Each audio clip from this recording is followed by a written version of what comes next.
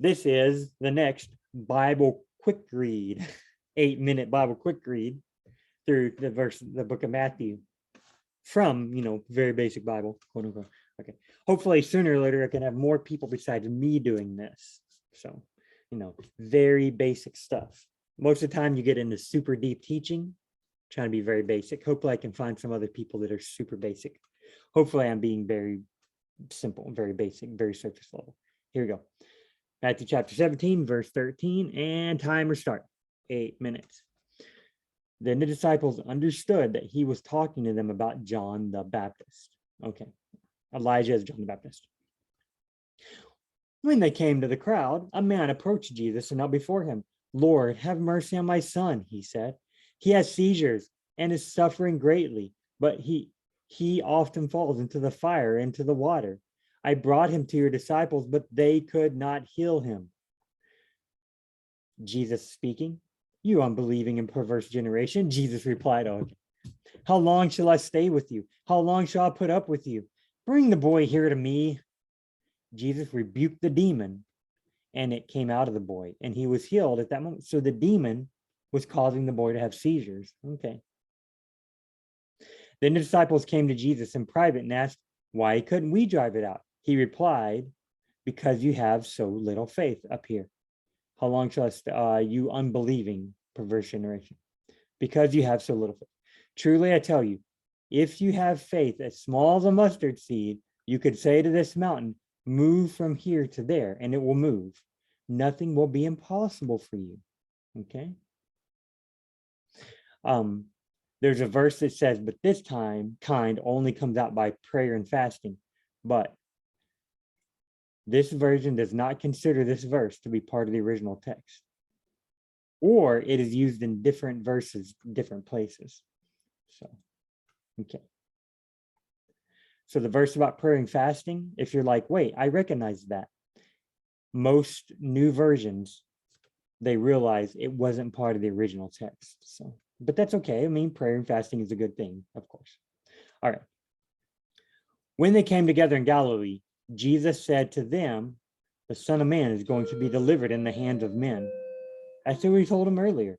They will kill him, and on the third day he will be raised to life. He already told them that. And the disciples were filled with grief. He's going to be raised to life. Maybe if I was there, it would have happened to me. After Jesus and the disciples arrived in Capernaum, the collectors of the 2 drachma temple tax came to Peter and asked, doesn't your teacher pay the temple tax? Yes, he does, replied Peter. When Peter came into the house, Jesus was the first to speak. What do you think, Simon? He asked. From whom do the kings of the earth collect duty and taxes? From their own children or from others? From others, Peter answered. Then the children are exempt, Jesus answered. The Romans, the 2 drachma temple tax, or the Jews, they're not collecting it from the people they care about. They're connecting it from people they don't care about. The children are exempt. They're such hypocrites. But so that we may not cause offense, go to the lake and throw out your line. Take the first fish you catch, open its mouth, and you will find a 4 drachma coin. Take it and give it to them for my tax and yours. Remember the 2 drachma temple tax? So 4 coins. Yeah, okay. Pretty cool miracle if you ask me. I bet Peter was like, oh, he tried again. He didn't get he didn't get more money probably. Okay. At that time, the disciples came to Jesus and asked, who then is the greatest in the kingdom of heaven? He called a little child to him and placed the child among them. Jesus said to them, truly I tell you, unless you change and become like little children, you'll never even enter the kingdom of heaven. Therefore, whoever takes the lowly position of this child is the greatest in the kingdom of heaven. Whoever welcomes one such child in my name, welcome him. Who is the greatest? Whoever takes a lowly position. Quit worrying about being great, people. If anyone causes one of these little ones to stumble, if anyone causes one of these little ones, those who believe in me, to stumble, it would be better for them to have a large millstone hung around their neck and be drowned in the depths of the sea. Yikes. No good. Here, let's look over here real quick. But whoever causes one of these little ones who believes in me to sin. Okay. But if you cause one of the little ones who trust in me to fall into sin. Oh. So if someone already trusts in Jesus and you cause them to stumble, you might as well just have a large millstone hung around your neck and be thrown in the sea. In other words, stop stopping people from coming to me. Don't stop people from coming to me. Woe to the world because of the things that cause people to stumble. Such things must come, but woe to the person through whom the stumbling blocks come. Tell me if this sounds familiar. If your hand or your foot causes you to stumble, cut it off and throw it away. It is better for you to enter life maimed or crippled than to have 2 hands or 2 feet and be thrown into the eternal fire. And if your eye causes you to stumble, gouge it out and throw it away. It is better for you to enter life with 1 eye than to have 2 eyes and be thrown into the fire of hell. Okay, so he said the same teaching in the parable of the mount in Matthew 5 or 6, around there. See that you do not despise one of these little ones. So he's still talking about lowly children. For I tell you that their angels in heaven always see the face of my Father. Oh, we got another verse that's not considered. So if you're used to another verse being here, just remember the newer versions don't believe it's an authentic verse. It's still probably a good verse. I don't recall what the verse is. So what do you think? If a man owns 100 sheep and one of them wanders away, will he not leave the 99 on the hills and go to look for the one that wandered off?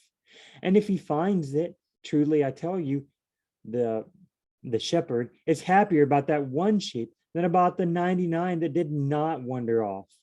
In the same way, your Father in heaven is not willing that any of these little ones should perish. Okay, God's going after the little sheep that he sees. Okay, God's going after the people who wander away, little kids or adults who wander away. God's going after them, and he rejoices when he finds them.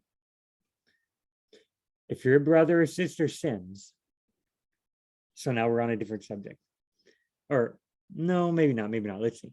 If your brother or sister sins, go and point out their fault just between the 2 of you. If they listen to you, you have won them over. Sweet. But if they will not listen, take 1 or 2 others along so that every matter may be established by the testimony of 2 to 3 witnesses. That's from the Old Testament.